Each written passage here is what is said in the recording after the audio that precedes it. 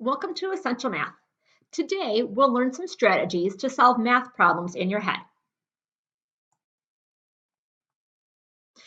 I do encourage you to memorize a lot of your basic addition facts, but if you can't remember them all, some of the ones that I think are most important is to be able to identify the values that make 10. One way that can help you visualize this is to make a grid that has 5 spaces in each of the 2 rows.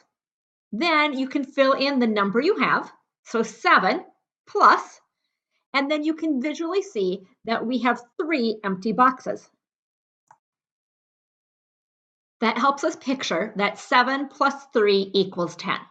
You might want to start to memorize some of those bonds. Another way that helps you do this is to think about this as a rainbow 10. If we write the numbers 1 through 10, across the bottom, and we connect the first and the last, the second to the one second from the end, and so on, we formed pairs that add up to 10. So our first pair, 0 plus 10 is 10. 1 plus 9 is 10. 2 plus 8 is 10. 3 plus 7 equals 10.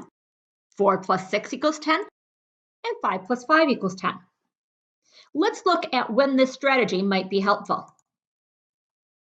So imagine that you have a long list of numbers that you're asked to add together.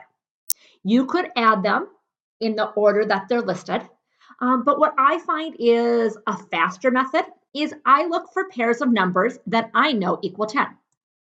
For example, I noticed that there's a 2 and an 8. I'm going to pair those together because 2 plus 8 equals 10. Looking for additional pairs, 7 and 3. 7 and 3 also pair together to make 10. I see a 6 and a 4. 6 plus 4 pairs together to add 10. And then there's an extra 1. Okay, so you can't forget the ones that don't pair. Then in my head, I can more quickly go 10, 20, 30 if I added those together, and then the extra 1. So that sum was 31. Pairing numbers together that equal 10 can help you solve this quickly.